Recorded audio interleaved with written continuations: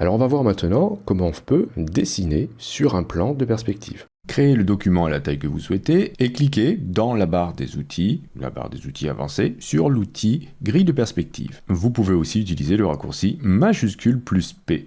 Pour dessiner sur une grille de perspective, on va pouvoir utiliser n'importe quel objet primitif, à part l'outil halo qui ne fonctionnera pas. Vous pourrez aussi utiliser l'outil trait et l'outil arc, etc. Bien, on va déjà plutôt s'intéresser aux objets primitifs. Je vais utiliser l'outil rectangle. Avant, je vais choisir une couleur un peu plus voyante, comme cela. Et avant de poser cet objet sur un plan, je vais devoir réfléchir sur quel plan le poser. Donc vous avez vu des couleurs pour les plans, afin de bien les identifier. Et on a aussi une petite indication sur notre curseur. Vous voyez ici, j'ai une flèche qui pointe vers la gauche pour m'indiquer que actuellement c'est le plan ici à gauche qui est sélectionné. Et je le sais aussi depuis le widget ici de la grille de perspective, car j'ai la face bleue qui est sélectionnée. Si je veux choisir un autre plan, je peux cliquer sur le widget ici pour aller choisir la face de droite. Et dans ce cas, vous voyez que la flèche change de direction. Et si je clique en bas, je choisis le sol. Et vous voyez que la flèche maintenant pointe vers le bas. Vous avez des raccourcis 1, 2 et 3. Donc 1, c'est pour la face de gauche, 2, c'est pour le sol, et 3, c'est pour la face de droite. Utilisez le pavé numérique pour actionner ces raccourcis. Vous avez une autre zone aussi qui est intéressante, c'est la zone grisée qu'il y a à côté du cube ici dans le widget. Ça vous permettra de dessiner en dehors des grilles de perspective. Si vous avez besoin de dessiner quelque chose d'un peu complexe donc face à vous, vous pourrez le faire et ensuite, une fois que vous avez groupé votre objet, vous pourrez le positionner sur un plan de perspective. Donc là, je vais utiliser plutôt le plan de gauche. J'appuie sur 1, j'ai bien l'outil rectangle sélectionné. Je vais faire un clic et glisser, voilà, pour poser ce rectangle à ce niveau-là. Si je souhaite maintenant en poser un autre sur l'autre face, moi je vais peut-être changer d'objet pour vous montrer, voilà, je vais aller choisir une autre couleur. Vous voyez ici j'ai sélectionné la face de droite, je peux dessiner maintenant sur ce plan de perspective. Alors je vais vous montrer comment faire pour du coup dessiner face à vous sans poser un objet sur un plan de perspective. Donc je vais cliquer dans la zone grisée ici, et je vais faire, allez, un polygone, comme cela. Peut-être changer sa couleur aussi. Et comment faire maintenant pour l'amener sur un plan de perspective? Eh bien, je vais utiliser un outil qui est hyper important, c'est l'outil de sélection de perspective, raccourci majuscule plus V. Alors attention, n'utilisez jamais l'outil de sélection pour déplacer un objet et l'amener sur une grille de perspective, ça ne marchera pas. Et ne faites pas ça non plus sur les objets qui sont déjà posé sur une grille de perspective, car vous allez du coup casser la relation avec la grille. Utilisez toujours cet outil, l'outil de sélection de perspective. Donc je clique sur l'outil et je vais ensuite choisir un plan, soit en utilisant le raccourci, soit en cliquant directement sur le widget. Donc je choisis ce plan et notez que maintenant je peux positionner mon objet sur celui-ci. Donc cet outil de sélection de perspective est très important car il va me permettre de faire des transformations de mes objets sur un plan de perspective. Par exemple, mon rectangle ici, je clique dessus, je peux le déplacer sur ce plan. Ok, je vais pouvoir aussi faire un changement d'échelle de cette manière. Alors notez que je ne pourrais pas faire de rotation. Si j'utilise l'outil de rotation ici, je vais, vous voyez, tourner un petit peu bizarrement. Je ne tourne pas par rapport à mon plan de perspective. Pour changer de plan de perspective, donc avec l'outil toujours de sélection de perspective, vous allez donc sélectionner l'objet que vous souhaitez déplacer. Vous choisissez ensuite avec les raccourcis le plan. Donc là, c'est la touche 3.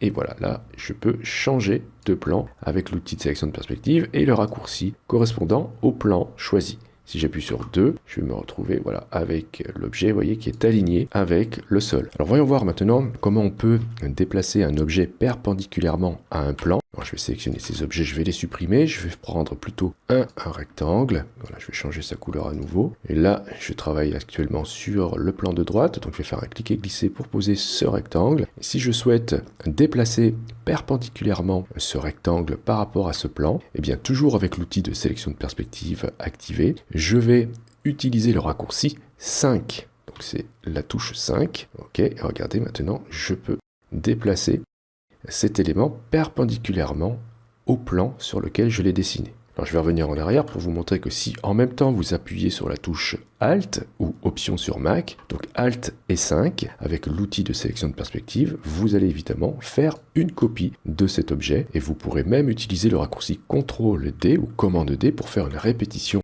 de la transformation. Et vous voyez que ça se fait aussi en perspective. Donc, je vais revenir en arrière, voilà, pour supprimer ces objets dupliqués et me concentrer uniquement sur celui-ci. Si je souhaite, voilà, remplir ici ou créer une face afin de donner l'illusion que j'ai créé un objet en volume, je vais sélectionner l'outil rectangle, choisir l'autre plan, donc le plan ici à gauche, et grâce au repère commenté, vous voyez que je vais pouvoir me magnétiser sur les points d'ancrage, et là je dessine bien sur l'autre plan. J'ai plus qu'à changer la couleur pour donner l'impression d'un petit éclairage, et j'ai créé comme ça un objet qui semble être en volume. Donc bien sûr, après je peux utiliser le raccourci majuscule CTRL-I pour cacher ma grille, et voilà le résultat. Donc, je vais revenir en arrière pour vous montrer qu'on a la possibilité de faire pivoter la grille avec des objets présents sur celle-ci. Par exemple ici je vais faire un rectangle sur ce plan, et si je déplace donc avec l'outil de sélection de perspective mon plan, de la même manière que je vous ai montré tout à l'heure, donc en manipulant ce petit rond plein en bas, vous voyez que quand je fais ça, les objets ne se déplacent pas. Mais si je maintiens majuscule lorsque je fais cette opération, je vais déplacer mon objet avec le plan. Alors pour le faire d'une manière très précise, vous pouvez double-cliquer sur le widget, ici, ça aussi ça s'appelle un widget, donc le petit rond plein ici, correspondant bien sûr au plan que vous souhaitez déplacer, donc je double-clique dessus, et là je peux faire un déplacement très précis, et j'aurai des options, soit je déplace pas les objets avec le plan, soit au contraire je peux les déplacer s'ils sont sélectionnés, très important, ou même les copier. Donc actuellement, mon rectangle est sélectionné. Et si vous mettez en négatif, vous allez pivoter à gauche. Si vous mettez en positif, vous allez pivoter à droite. Donc ici, je vais mettre, par exemple, moins 50 pixels. Je valide et je coche ici déplacer les objets sélectionnés. Et dans ce cas, voilà, ma grille s'est déplacée de cette manière. Je peux aussi, vous allez voir, adapter un plan à un objet qui aurait été déplacé. Si j'utilise le raccourci 5 et que je déplace perpendiculairement cet objet, s'il est sélectionné, je peux aller dans le menu Objet et vous allez voir que là, vous avez dans Perspective des options intéressantes. Donc là, je peux annuler la perspective, on verra ça tout à l'heure, et je peux dire que je déplace le plan pour qu'il corresponde à l'objet. Si je fais ça, voilà, mon plan de perspective s'est déplacé pour correspondre à l'objet. On va retourner dans le menu objet et dans perspective pour voir qu'ici on peut annuler la perspective. Alors si vous faites ça, votre objet n'est plus lié au plan de perspective et malheureusement on ne va pas retrouver sa forme d'origine lorsque vous l'avez dessiné. Donc là je ne retrouve pas un rectangle. Je vais vous montrer qu'on peut joindre un objet à un plan de perspective, même s'il a été dessiné face à vous, vous allez voir. Voilà, en fait, je sélectionne bien aucun plan et je fais mon rectangle, je clique sur l'outil de sélection de perspective, je sélectionne ensuite un plan de perspective, par exemple celui-ci, je vais dans le menu objet, perspective, et là je peux joindre au plan actif. Alors il faut bien sélectionner l'objet, voilà, donc objet, perspective, joindre au plan actif, et là vous voyez ce qui se passe, j'ai bien la perspective qui a été reconnue, mais l'objet lui n'est pas déformé. Donc voilà, il faut faire attention à ça, et ça ne fonctionne pas comme ça. Vous n'allez pas voir l'objet automatiquement placé correctement. Il aurait fallu plutôt, tout simplement, avec l'outil de sélection de perspective, après avoir sélectionné le plan de perspective, déplacer votre objet sur le plan. Alors bien sûr, vous allez pouvoir poser des objets complexes en perspective, par exemple ici cet objet-là, donc qui est une coque d'iPhone, que vous trouverez dans les fichiers joints, composé de plusieurs objets vectoriels. Je vais pouvoir le sélectionner, copier, je vais le coller ici, et avec l'outil de sélection de perspective, après avoir sélectionné mon plan de perspective, je vais pouvoir positionner cet objet sur ce plan. Alors attention, on parlera tout à l'heure des limitations, mais on ne peut pas tout mettre en perspective. Avant ça, je vais vous montrer comment on peut faire un positionnement automatique des plans. C'est très pratique pour être très précis. Admettons que je souhaite créer ici l'illusion d'un volume, par exemple un cube. Je vais prendre l'outil rectangle. Je vais appuyer sur majuscule pour faire ici un carré, donc un carré en perspective. C'est ma première face. Je vais changer de plan de perspective. Je vais prendre celui de droite, changer la couleur. J'appuie sur majuscule et voilà, je fais l'autre face. Maintenant, si je souhaite adapter automatiquement la grille du sol à la face supérieure avec l'outil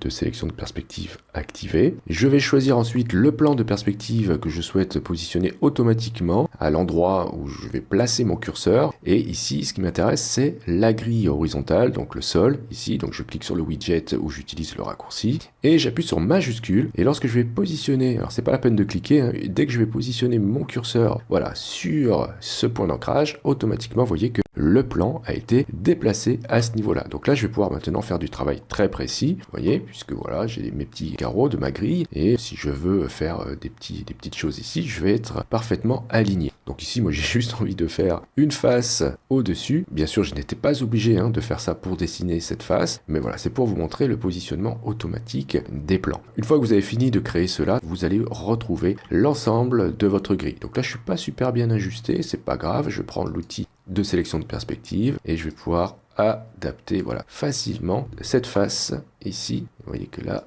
ça serait bien que ça soit aussi adapté. Ensuite, on fait un petit changement de couleur et le tour est joué. Alors, vous allez voir que des fois, c'est un petit peu galère ce positionnement automatique, car si vous avez choisi, par exemple, la mauvaise face, par exemple celle-ci, et que vous appuyez sur majuscule, donc ça fait disparaître les autres. Et si vous n'aviez pas décidé de faire de face supplémentaire, vous allez un petit peu galérer pour faire revenir vos autres plans. Donc, soit vous faites un objet, une fois qu'il sera fait, ça va faire revenir les autres grilles, ou alors vous allez voir que avec l'outil de sélection de perspective activé, et si vous appuyez sur Alt sur les ronds ici, donc plein, vous pouvez déjà changer l'aspect de votre grille, voilà, elle va pouvoir devenir pleine, et si vous recliquez dessus, vous la faites disparaître. Donc si un jour vous avez besoin de travailler avec une seule grille visible, vous pourrez faire cela. Vous voyez, quand c'est vide, c'est qu'elles ne sont pas visibles.